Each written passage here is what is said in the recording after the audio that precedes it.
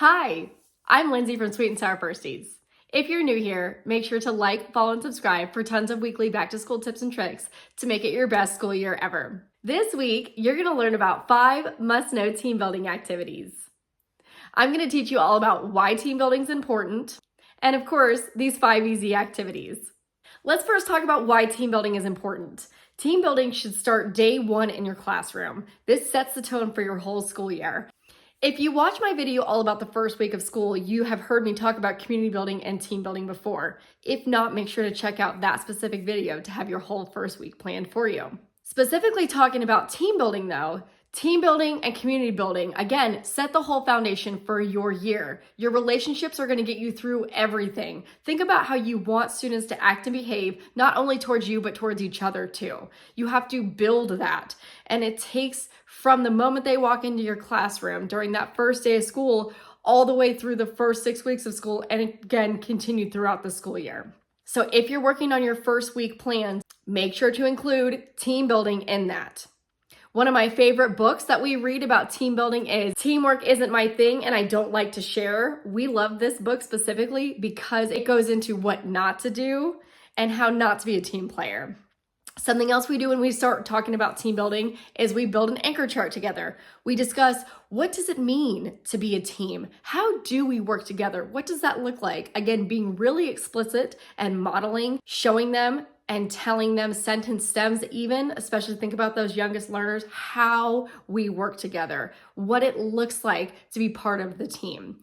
Because then when you get into those 5 activities I'm going to tell you about, some are more challenging than others, and they're going to have to collaborate. And what does it look like to collaborate? How are we a team player? With that, let's dive into activity number 1. This is one of my favorite activities, and it's super easy and super challenging for students. It's called cup stacking. Cup stacking is exactly what it sounds like. Students are going to work together in teams. Usually I break students up into teams of 4 or 5, and they're going to get a stack of cups. Usually 5 solo cups will do the trick. Now here's where the challenge comes in. Students are given 1 rubber band. That's it for 5 cups, and paper clips attached to that rubber band. There are as many paper clips as there are students. So for example, if you have 5 students in a group, you're going to have 5 paper clips. There's 1 for each student. Now here's the challenge that you provide to students. You tell them that they need to stack all the cups, and at first you'll probably hear, oh, this is easy. Oh, we can do this. But then you tell them, haha, wait, you have 1 rubber band that you all have to share, and you can only touch the paper clip. Your paper clip specifically, because they will try to help others touch theirs or try to touch 2. No, they have 5 cups, they have 1 rubber band, and they have as many paper clips as there are students. Again, they need to work together as a team to stack all those cups. This is where you'll start to see, how do they work as a team? How do they collaborate? There will be fighting and arguing. You know what? That's okay, because at the end of every team building activity you do, you should have a debrief and reflection time. How did that go for you? What can we do better next time? And have them do it again. Can we do it quicker? Can we work better? Can we listen to each other? You'll start to see those issues that arise for students. How do we work past those? How do we collaborate if someone has a really good idea, but so do I? How do we work as a team? So this is a team building activity that I always break out on the first day. And yes, it's always a lot, but I promise you start to have those important conversations for what the team is going to look like in our room this year. Number 2, another favorite is 4 corners. 4 corners is super easy and also super engaging. You display a prompt on the board. Each option has a letter where you have also put that same letter up in your room. I try to spread them out around the room so they're not clumped together. And so here's a great prompt that we might start with.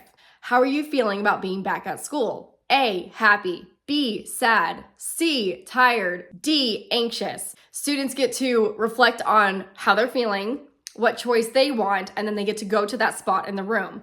Again, when you're practicing team building, working together, build that anchor chart, talk about how we collaborate, talk about how we communicate when we're in a group, talk about how we walk around the room safely. It's getting those expectations in, building that community, and setting the tone for the whole year.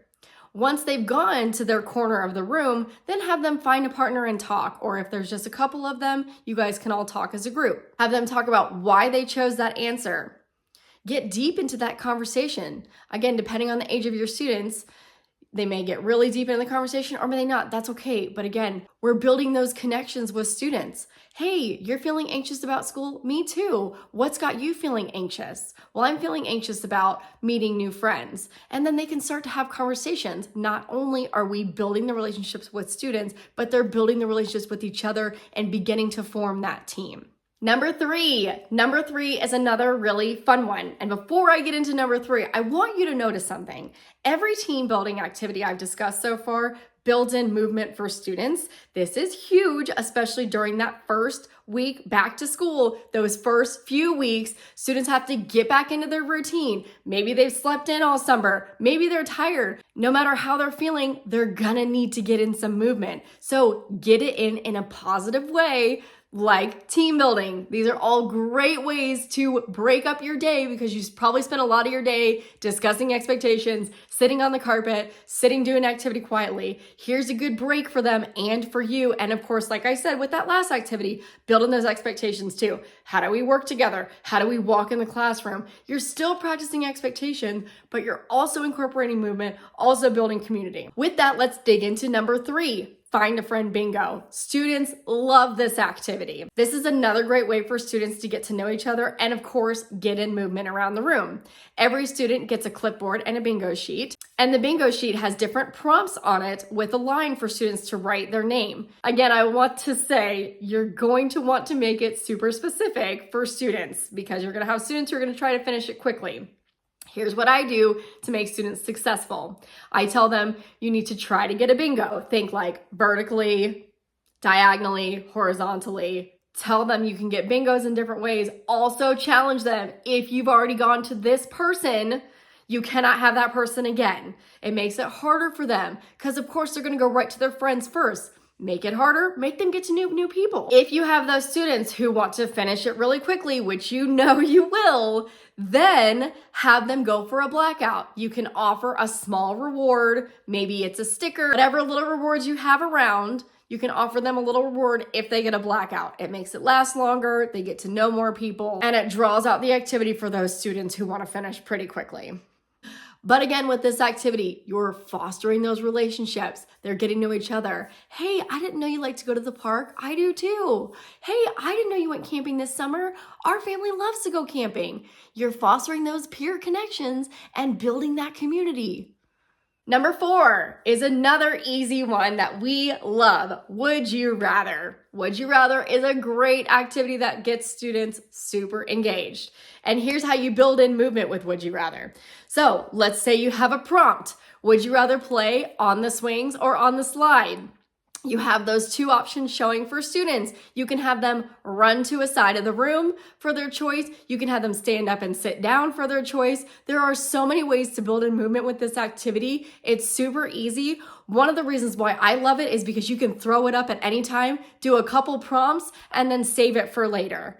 Not only are students getting in that quick movement when you guys need a break, but then they're having fun and getting to know each other too. So Would You Rather is one of those must-haves for the first week of school. And last is probably my favorite team building activity. Now, there are a lot of great ones, but this one, students beg to play after you've taught it to them over and over again. Number 5 is the Ultimate Rock, Paper, Scissors Championship.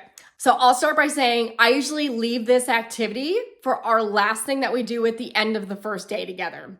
We start this activity by reading the book, The Legend of Rock, Paper, Scissors. If you haven't read that book, students love it. It's so good, and it's a great introductory book into this activity that they're gonna do.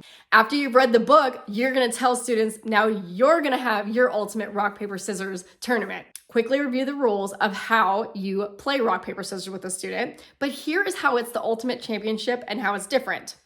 After 2 students have battled each other, and one of them has prevailed, then the person who lost to their opponent is gonna become their cheerleader.